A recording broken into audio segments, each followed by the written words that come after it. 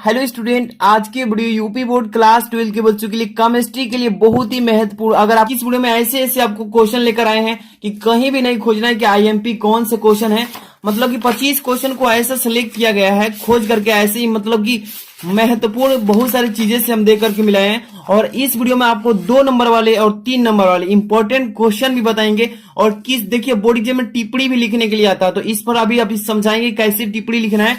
इसके बाद यहाँ पर देखिए, यहाँ पे द्रव्यमान मतलब बहुत सारी चीजें, प्रथम कोटि की अभिक्रिया, लक्षण लिखने के लिए आता है। और यहाँ पे जो बार बार पेपर में आ रहा है ना, और ऐसे भी क्वेश्चन इस वीडियो में आपको मिलने वाला है। वीडियो को तुरंत लाइक कर दीजिए, और आपका कल ही पेपर है, इस सभी क्वेश्चन को आप जरूर तैयार कर लीजिए। गारंटी है कि इसमें से ज्यादा क्वेश्चन आपको पेपर में देखने को मिलेगा। तो वीडियो को लाइक करके अंत तक बने रहिए। चलिए एक एक क्वेश्चन पहले बहुविकल्पी करेंगे, इसके बाद उसको थ्योरी वाला करेंगे, ठीक है। तो देख सकते हैं इसमें क्लास 12 केमिस्ट्री 1 चैप्टर से लेकर 30 यानी कि 13 चैप्टर तक के सभी आईएमपी ऑब्जेक्टिव क्वेश्चन सेलेक्ट किया गया है। और यहां पर देखिए सबसे पहला नंबर जो क्वेश्चन है, देख सकते हैं कि निम्नलिखित में से किस अणु के केंद्रक परमाणु पर एकांकी इलेक्ट्रॉन युग्म होता है। और ऐसा ही क्वेश्चन आपको केमिस्ट्री में मिलेगा। ज्यादा हार्ड भी नहीं आएगा, ज्यादा नॉर्मल भी नहीं आएगा, कहीं कहीं तो नॉर्मल भी आ जा रहा है, लेकिन आपको अच्छे से तैयारी करके जाना है। करेक्ट, निम्नलिखित में किस अणु के केंद्रक परमाणु पर एकांकी इलेक्ट्रॉन युग्म होता है। यहां पर लिखा Cl2 CH4, यहां पर CH Cl3 और यहां पर लिखा NH3। यानी कि देखिए इसमें से जो बच्चे, अब एक चीज और, जितने भी बच्चे, देखिए मैं 25 क्वेश्चन बता रहा हूं ना, 25 क्वेश्चन में से आप कितने का आंसर दे पा रहे हैं। 25 में से 20 दे रहे हैं, या 25 में से आप 25 ही दे रहे हैं, या 25 में से 23 दे रहे हैं, मतलब आप लास्ट में जरूर बताइएगा। ओके, ध्यान में रखिएगा। यहां पर देखिए इसका राइट आंसर, तो देखिए कह रहा है इसमें, तो इसका हो जाएगा NH3 यानी कि नाइट्रोजन, यानी कि सॉरी यहाँ पर हाइड्रोजन जो है, हाइड्रोजन नाइट्रेट, ये हो जाएगा इसका आंसर, यानी कि NH3। ओके, इसके बाद अगला question potassium sulphate. Potassium sulphate जो है यहाँ पे लिखा है कि आयनिक ठोस है कि धात्विक ठोस है, यहाँ पे लिखा सह संयोजक ठोस है कि आणविक ठोस है। इसमें से इसका कौन सा ऑप्शन सही है, अपने मन में भी बता सकते हैं या कमेंट करके भी बता सकते हैं। तो पोटेशियम सल्फेट कौन सा है, तो जितने भी बच्चे को मालूम है कि सह संयोजक ठोस है, उन सभी बच्चों का सही है आंसर। यानी कि इसमें तीसरा ऑप्शन यानी सह संयोजक ठोस है, ये हो जाएगा सभी बच्चे का, जो अपने मन में सोचे कि ये होगा।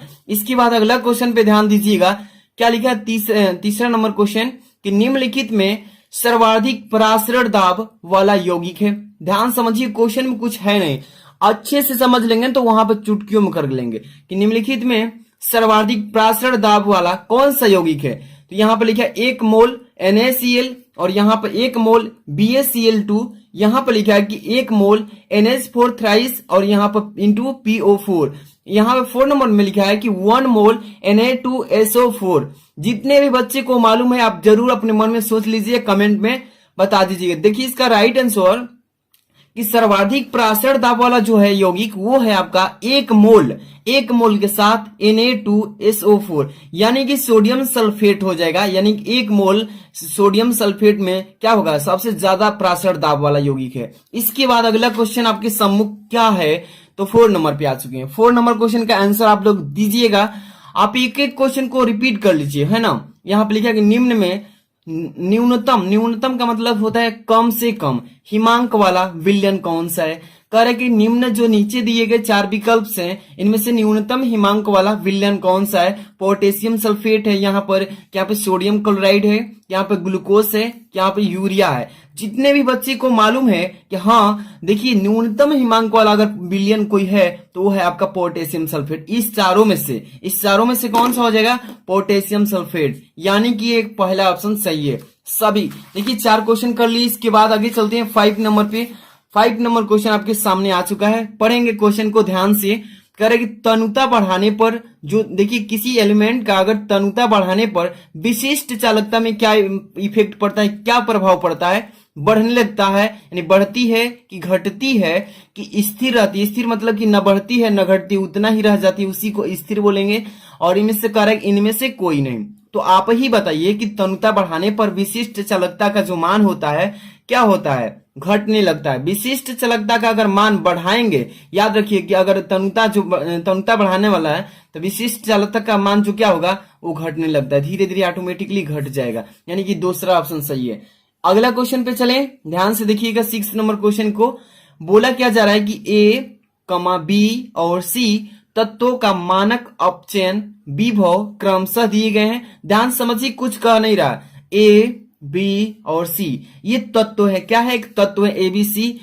अब कह रहे तत्वों का मानक अपचयन, मानक जो माना गया अपचयन है नीचे दिया गया है। विभव के रूप में क्रमशः, यानी कि दिया है कि 0.68 वोल्ट, एक का दिया है -0.5 वोल्ट, इसके बाद और -2.5 वोल्ट।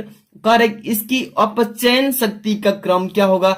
जो अपचयित हो रहा है तो अपचयन है ना, अपचयन की शक्ति का क्रम क्या होगा? बढ़ते क्रम में होगा या घटते क्रम में? देखिए यहाँ पर 4 ऑप्शन दिया गया है। यहाँ पर ए सबसे बड़ा, बी उससे भी छोटा, सी इससे भी छोटा। मतलब इस तरीके से इसमें से कौन ऑप्शन है जो करेक्ट होगा? सभी बच्चे अपने मन में सोचिए या आप लोग जरूर इसका करेक्ट आंसर बताने की कोशिश कीजिएगा। इसमें से पहला जो ऑप्शन दिख रहा है ये हो जाएगा शक्ति का, अपचयन शक्ति का क्रम, यानी कि पहले ए बड़ा, इसके छोटा बी और इसके बाद लास्ट में सी रहेगा, इस तरीके से। ओके, पहला जो ऑप्शन है इसमें सही हो जाएगा। इस तरीके का आएगा ना तो आराम से कर लीजिएगा। इसी मान को, ये जो मान दिया है ना, इसी के आधार पर इसको फॉर्मूला के अकॉर्डिंग रखे हैं। ठीक है, कोई दिक्कत नहीं है इसमें। आगे चलते हैं यहाँ पे 7 नंबर क्वेश्चन। 7 नंबर क्वेश्चन में क्या लिखा है कि अभिक्रिया 2H2O2, ध्यान समझिए, एक अभिक्रिया है, रिएक्शन है 2H2O2। यहाँ पे 2H2O2 से रिएक्शन कराने पर, यानी कि अभिक्रिया कराने पर 2H2O प्लस O2 के लिए Y जो है यहाँ पे कप्पा, यहाँ पे कोष्टक में दिया है H2O2 है। तो यह अभिक्रिया है, किस तरह की अभिक्रिया मानी जाएगी? आपको जब भी अभिक्रिया कराया गया है और इस तरीके की अभिक्रिया हुई होगी तो जो हमारा प्राप्त होगा Y इक्वल कप्पा, यहाँ पे कोष्टक में H2O2 प्राप्त हो, तो ये कौन सी अभिक्रिया कहलाएगी? शून्य कोटि अभिक्रिया, प्रथम कोटि अभिक्रिया, द्वितीय कोटि अभिक्रिया, तृतीय कोटि अभिक्रिया। तो आपको देखिए यहां से मालूम चल जाएगा कि कौन सी कोटि की अभिक्रिया है। सभी जानते हैं बच्चे कि प्रथम कोटि की अभिक्रिया है। प्रथम कोटि कहां पर लिखा है तो दूसरा ऑप्शन सही है। ठीक है ना, इस तरीके से तैयार करके रखिए। अगला क्वेश्चन, और 100% आपको इसको 25 को तैयार कर लेते हैं तो आपको इसी में से पेपर में आएगा। ज्यादा देखिए, बहुत ही मेहनत के बाद, बहुत ही सर्च के बाद क्वेश्चन पेपर निकाले हैं, अनसाल पेपर निकाले हैं, प्रीवियस ईयर देखे हैं कि कौन सा अच्छा क्वेश्चन है जो बार बार रिपीट कर रहा है और आने के लायक है। ये नहीं कि बार बार आ रहा है वो इस बार दे ही ना दे, इसलिए आने वाला भी क्वेश्चन सेलेक्ट किया गया है। अच्छे से तैयार कर लीजिए। प्रथम कोटि की अभिक्रिया के वेग स्थिरांक की इकाई क्या होती है, यानी मात्रक क्या होता है? वेग स्थिरांक का यहाँ पे इकाई यानी कि मात्रक पूछा है। चलिए ऑप्शन लिखा है मोल इनटू, यहाँ पर लिखा है मोल इनवर्स, और यहाँ पर इनटू सेकेंड इनवर्स। यहाँ पे लिखा है केवल सेकेंड इनवर्स। यहाँ पे क्या लिखा है कि mole inverse into litre into second inverse. यहाँ पे 4 number mole inverse into litre inverse into second. तो जो भी ऑप्शन सही है ना कि वेग स्थिरांक का इकाई क्या होता है, तो सभी बच्चे अगर जानते हैं कि हाँ सेकेंड इनवर्स होता है, यानी कि ये जो बी नंबर है ये करेक्ट हो जाएगा, सभी का सही। चलते हैं अगले क्वेश्चन की तरफ, हम आगे बढ़ेंगे। 9 नंबर क्वेश्चन, ध्यान से देखिए कि क्वेश्चन आप लोगों के लिए बहुत ही इंपॉर्टेंट है। लिखा है कोलाइडो, ध्यान से पढ़िए कि कोलाइडो को शुद्ध करने की विधि क्या कहलाती है? जो कोलाइडो होता है उसको शुद्ध कर देंगे, उस विधि को क्या कहेंगे? पेप्टिकरण बोलेंगे, या स्कंदन बोलेंगे, या अपोहन बोलेंगे, या बेल्डिंग की आर्क विधि बोलेंगे। चलिए इसका करेक्ट आंसर जो भी बच्चे जानते हैं बताइएगा। कोलाइडो की शुद्ध करने की विधि को क्या बोला जाता है? सभी जानते हैं कि अपोहन बोला जाता है, यानी कि 3rd नंबर ऑप्शन सही है, अपोहन बोला जाता है ना। आगे चले, देखिए यहाँ पे 10 नंबर क्वेश्चन आ चुके हैं।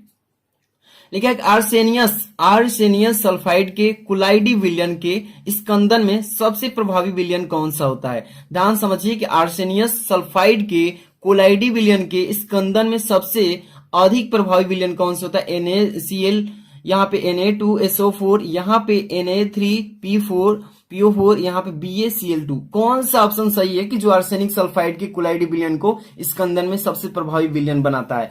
जितने बच्चे को मालूम है कि BaCl2 होता है, BaCl2 यानी 4 नंबर यहाँ पर दिया है BaCl2, इसको बोलते हैं सल्फर डाइऑक्साइड, ये हो जाएगा इसका करेक्ट आंसर। आगे चले 11 नंबर क्वेश्चन पे चलते हैं। ध्यान से देखिए 11 नंबर क्वेश्चन क्या लिखा गया इसमें।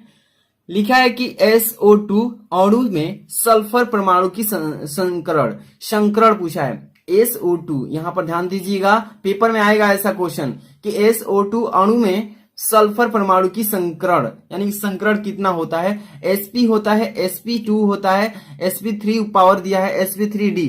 कौन सा ऑप्शन सही है? सभी बच्चे जानते हैं कि इसमें जो सल्फर डाइऑक्साइड होता है तो ये हो जाएगा इसका तो पहले नंबर sp, यहाँ पे sp स्क्वायर, हाँ SO2 का sp स्क्वायर हो जाएगा, यानी कि ये हो जाएगा, ठीक है, सल्फर डाइऑक्साइड। और ये आपका था BaCl2 यानी कैल्शियम क्लोराइड था, है ना। इसके बाद यहाँ पे देखिए 12 नंबर क्वेश्चन, फ्लोरीन। फ्लोरीन लिखा है ना, ध्यान से पढ़िए क्या लिखा है, फ्लोरीन, ये पानी लग गया। फ्लोरीन की ऑक्सीकरण संख्या कितनी होती है? चलिए, फ्लोरीन जो होता है इसका ऑक्सीकरण अभिक्रिया ऑक्सीकरण संख्या कितनी होती है? +1 होता है कि -1 होता है कि -2 कि +2?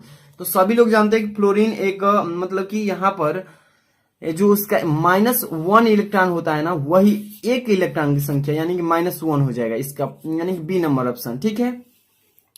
यहाँ पे 13 नंबर, रंगीन आयनों का निर्माण संभव होता है।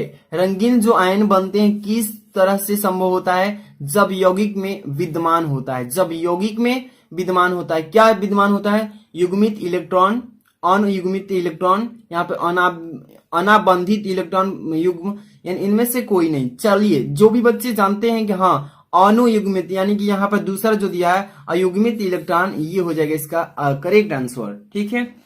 14 नंबर क्वेश्चन पे चलते हैं, जो कि very very most important question है। 14 नंबर लिखा है कि जटिल यौगिक जो यहाँ पे दे रखा है रिएक्शन के रूप में, यहाँ पे Fi कोष्टक में H2O5 NO, यहाँ पे कोष्टक बन करके SO4 की में इतना में Fe के अयुग्मित इलेक्ट्रॉनों की संख्या कितनी होगी? सभी बच्चे इस रिएक्शन को किए होंगे और अयुग्मित क्या होता है आप उसका डिफिनेशन भी जानते हैं। अयुग्मित जो इसने जटिल यौगिक दिया है और पूछ दिया इतने में Fi अयुग्मित इलेक्ट्रॉनों की संख्या बताइए, तो ये तो देखने में ही आप सभी को मालूम चल रहा है। जितने बच्चे अगर बता रहे हैं कि हाँ इसका जो होगा 2 होगा, यानी कि 2, यानी कि पहला जो होगा वही हो जाएगा इसका इलेक्ट्रॉन, मतलब अयुग्मित इलेक्ट्रॉन इसमें से जटिल में से छांटना था। चलिए, इसके बाद अगला क्वेश्चन 15 नंबर, क्या लिखा? निम्नलिखित वर्ग समतली यौगिकों में से कौन सा समपक्ष एवं निपक्ष समावयवी रूप में विद्यमान होता है? ठीक है, ये पूछा है ना। तो यहाँ पर देखिए ध्यान से, यहाँ पे लिखा है Ma4, यहाँ पे Ma3B और यहाँ पे लिखा है Ma2B2 और MaBCD। कौन सा ऑप्शन सही है? यहाँ पे पूछा है कि वर्ग समतली यौगिकों में से कौन सा समपक्ष एवं निपक्ष समवायी रूप में विद्यमान है। तो सभी बच्चे जानते हैं कि Ma2B2 होता है, Ma2B2, यानी कि तीसरा ऑप्शन जो दिया है सभी का सही है जो बता रहे हैं। इसके बाद अगला क्वेश्चन सामने आ चुका है 16 नंबर, यहाँ पर लिखा है क्लोरोफॉर्म प्रकाश की उपस्थिति में वायु द्वारा धीरे धीरे ऑक्सीकृत होकर बनता है। क्या बनाता है? तो क्लोरोफॉर्म जो होता है प्रकाश की उपस्थिति, जब प्रकाश निकलता है उस उपस्थिति में वायु द्वारा धीरे धीरे ऑक्सीकृत हो जाता है और क्या बना लेता है? तो सभी बच्चे जानते हैं कि फास्फीन बनाता है, यानी कि पहला जो ऑप्शन दिया है फास्फीन, यही हो जाएगा इसका आंसर, याद रखिएगा। ओके, नेक्स्ट क्वेश्चन चलते हैं। यहाँ पे 17 नंबर, फिनाल को नाइट्रिक अम्ल के साथ गर्म करने पर प्राप्त होता है, और ये क्वेश्चन काफी मोस्ट इंपोर्टेंट है, पेपर में आपको देखने को मिलेंगे। क्या पूछा गया है कि फिनाल को नाइट्रिक अम्ल के साथ गर्म करने पर क्या प्राप्त होता है?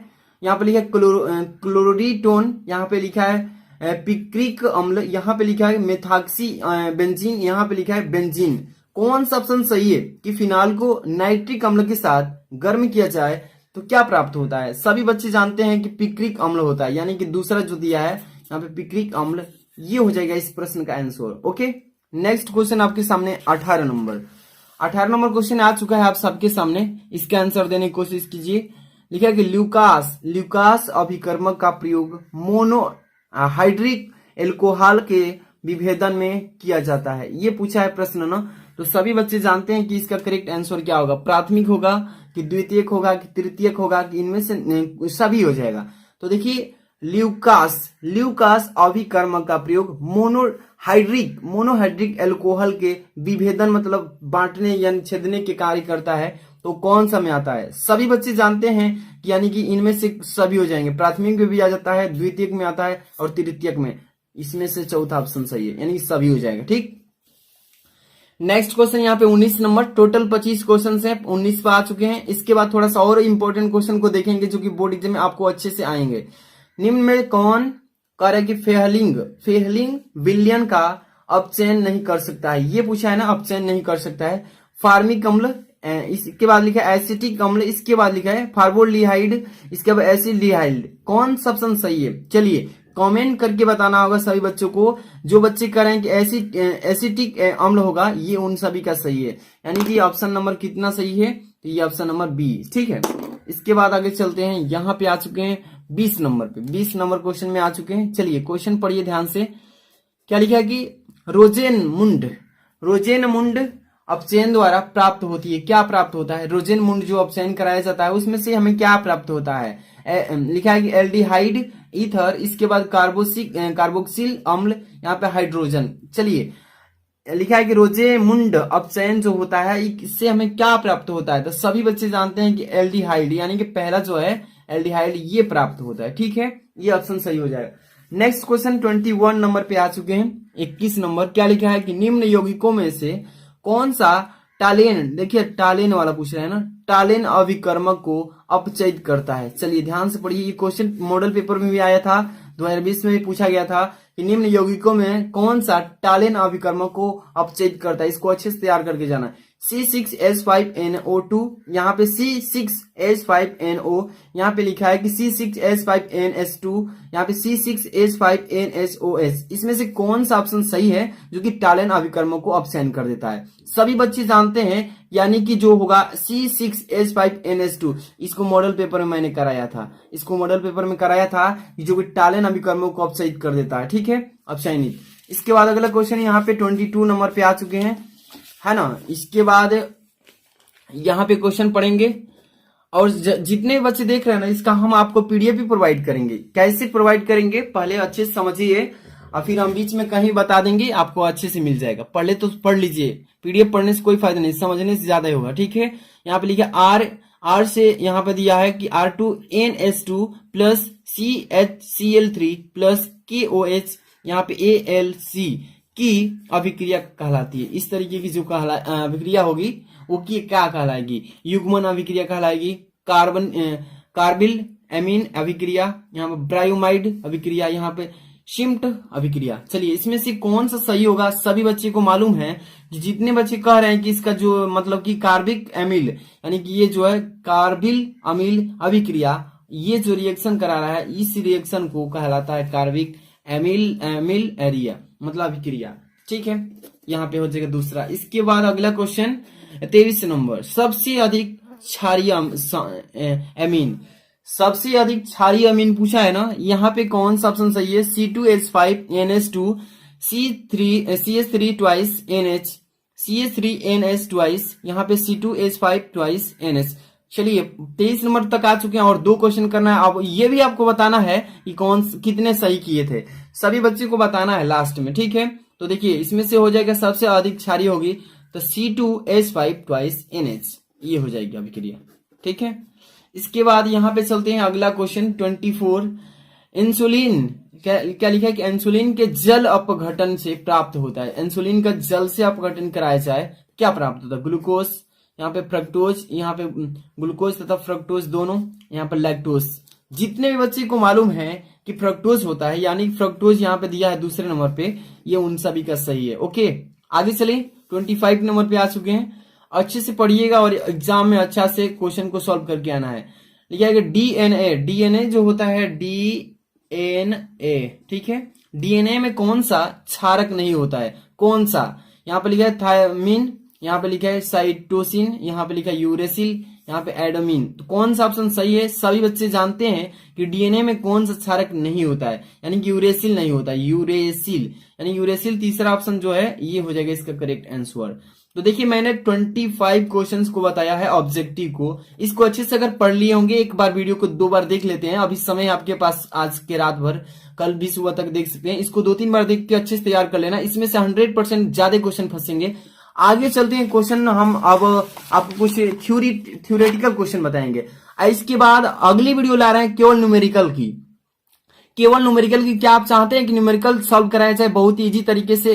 न्यूमेरिकल में कैसी गलती नहीं करेंगे आपका नंबर नहीं कटेगा, अगर आप आधा भी कर लेते हैं सॉल्व और छोड़ देते हैं कहां तक तभी नंबर मिल जाएगा। तो न्यूमेरिकल चाहते हैं तो आप कमेंट कीजिएगा, लाइक कर दीजिए, तभी हम आपको जल्दी से प्रोवाइड कर देंगे। बहुत ही प्यारा सा क्वेश्चन बोर्ड एग्जाम में आने वाला। यहाँ पे देखिए क्वेश्चन हम पढ़ेंगे अगला थ्योरेटिकल क्वेश्चन, अक्रिस्टलीय ठोस को परिभाषित कीजिए। और एनसीईआरटी क्वेश्चन, और जहां भी एनसीईआरटी लिखा होगा ना ये क्वेश्चन ज्यादा बोर्ड एग्जाम में पूछ रहा है, एनसीईआरटी से रिलेटेड जो नेशनल मतलब कहीं भी ये क्वेश्चन आपको मतलब पूछा जाएगा, ठीक है।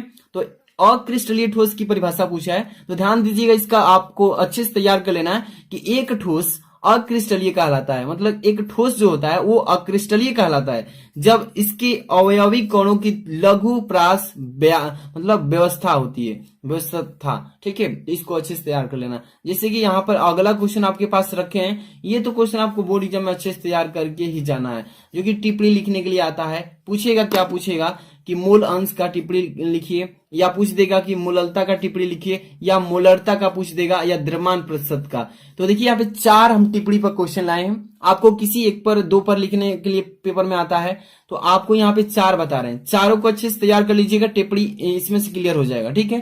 पहला नंबर मोल अंश पर हम बताएंगे, मोल अंश किसे कहेंगे। तो देखिए बिलियन में उपस्थित किसी एक घटक या अवयव के मोलों की संख्या तथा विलेत एवं विलायक के कुल मोलों की संख्या के अनुपात को उस अवयव का मोल अंश कहते हैं। एक बार फिर से समझिए, अच्छे से समझिए, ताकि एग्जाम में आए तो आसानी से लिख सकें।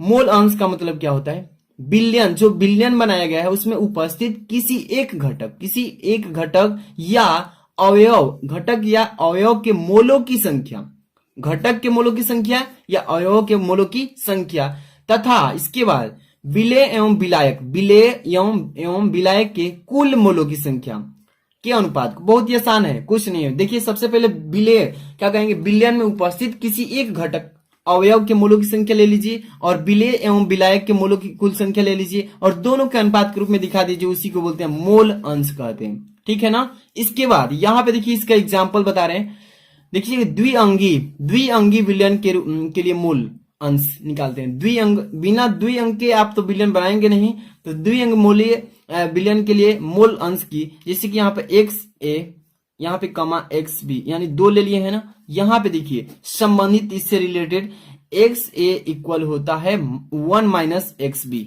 ठीक है ना। यहाँ पर या इसी को लिख सकते हैं X B equal 1 minus X A, इस तरीके से एग्जाम्पल भी लिख सकते हैं। नहीं लिखना चाहते तभी भी सही, इतना आगे लिख देते हैं, लेकिन एग्जाम्पल लिख देते हैं तो बहुत ही अच्छा रहेगा।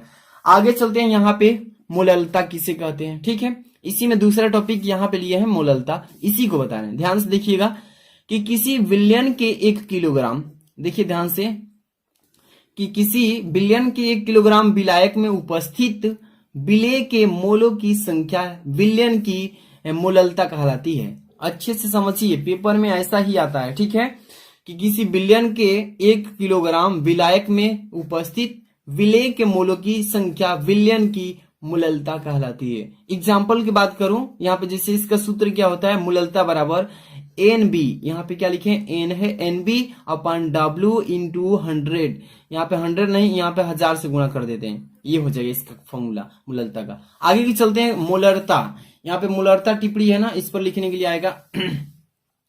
तो मोलरता देखिए, यहाँ पे मोलरता का क्या लिखेंगे, 1 लीटर विलयन में घुले हुए विलेय के मोलों की संख्या को विलयन को मोलरता कहते हैं। ये वाला फॉर्मूला आप सूत्र, मतलब कि जो सूत्र दिया है नीचे उसको तैयार करना है, और इसका डिफिनेशन याद कर लेना है कि 1 लीटर विलयन में घुले हुए विलेय के मोलों की संख्या को उस विलयन को मोलरता कहते हैं। एग्जाम्पल के थ्रू देखें तो 1 मोल Na2 इंटू का CO2, यानी कि मोल द्रव्यमान, यानी कि इसका मोल द्रव्यमान कितना होता है, 106 बिलियन के प्रति लीटर में 106 ग्राम विलेय उपस्थित होते हैं। यहाँ पे एग्जाम्पल दे देंगे, बस हो गया ना एग्जाम्पल।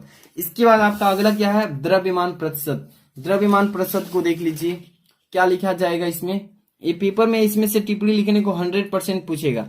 द्रव्यमान प्रतिशत क्या होता है कि किसी विलयन में किसी अवयव का द्रव्यमान, किसी विलयन ले लीजिए और उस विलयन में किसी अवयव ले लीजिए, और अवयव का द्रव्यमान प्रतिशत विलयन के प्रति, यानी कि 100 ग्राम में से अवयव इस द्रव्यमान का होता है, ठीक है, जिसे द्रव्यमान प्रतिशत कहते हैं। ओके, इसके बाद इसका एग्जाम्पल देख सकते हैं। यदि विलयन में अवयव ए का द्रव्यमान WA तथा अवयव बी का द्रव्यमान WB हो तो फॉर्मूला क्या होता है प्रतिशत निकालने का? ए का द्रव्यमान प्रतिशत बराबर WA अपन WA प्लस यहाँ पे WB और इंटू 100, यानी प्रतिशत में हटाने के लिए ऐसे हो जाएगा ना। चलिए इसके बाद अगला गुणा करेंगे प्रतिशत लाने के लिए। इसके बाद देखिए प्रथम कोटि की अभिक्रिया का लक्षण लिखने के लिए आता है पेपर में, इसको अच्छे से तैयार करके जाना है कि प्रथम कोटि की अभिक्रिया के लक्षण बताइए। चलिए ये क्वेश्चन 2020 में पूछा गया था, 18 में 11 में पूछा गया था। पढ़ लीजिए कि वह अभिक्रिया जिसका वेग केवल एक अभिकारक की सांद्रता के अनुक्रमानुपाती होता है जिसे प्रथम कोटि की अभिक्रिया कहते हैं या कहलाती है। क्या बोलेंगे? प्रथम कोटि की अभिक्रिया का पहले आपको परिभाषा दे देना है, इसका लक्षण भी बताना है, ठीक है। तो पहले परिभाषा समझिए कि वह अभिक्रिया जिसका वेग केवल एक अभिकारक की सांद्रता के अनुक्रमानुपाती होता है जिसे प्रथम कोटि की अभिक्रिया कहते हैं या कहलाती है। यहाँ पे एग्जांपल ले लेते हैं एक, ठीक है। क्या है कि C12H22O11 प्लस H2O जब रिएक्शन कराते हैं तो यहाँ पे क्या बनता है?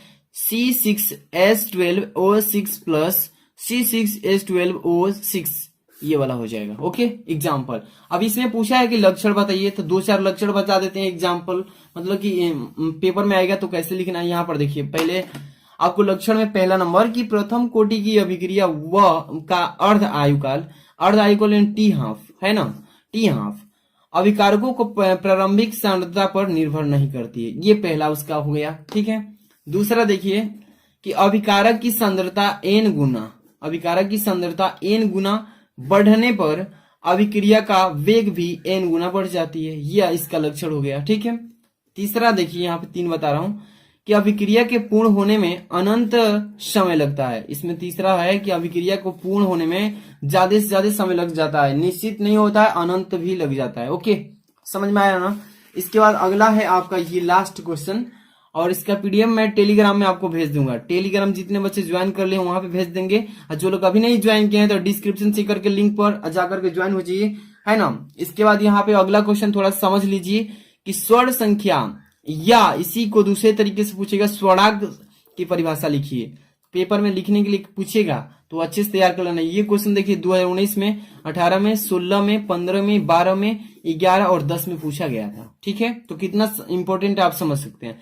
क्या ये किसी द्रव स्नेही कोलाइड की स्वर्ण संख्या उसका मिलीग्राम में वह भार है जो गोल्ड साल्व के 10 मिली में उपस्थित होने पर 10% NaCl यानी सोडियम क्लोराइड विलयन के 1 मिली को डालने पर साल के लाल रंग में नीले रंग में परिवर्तन होने को रोकने के लिए पर्याप्त होता है, जिसे हम स्वर्ण संख्या कहते हैं। बस इतना ही आपको लिख देना है। और देखिए जितने भी मैंने ऑब्जेक्टिव क्वेश्चंस कराया है सबको एक बार वीडियो को 2-3 बार देख लीजिए, लाइक कर देना। और अगली वीडियो हम न्यूमेरिकल के लिए आ रहे हैं। न्यूमेरिकल देखिए इंपॉर्टेंट न्यूमेरिकल की वीडियो हम लेकर आ रहे हैं, तो जितने भी बच्चे चाहते हैं कि न्यूमेरिकल लाएं तो कमेंट कीजिए फटाफट से अभी, ठीक है। और इसका पीडीएफ टेलीग्राम पे सेंड कर रहा हूं, जाकर के चेक कर लेना। मिलते हैं नेक्स्ट वीडियो में। Thanks for watching.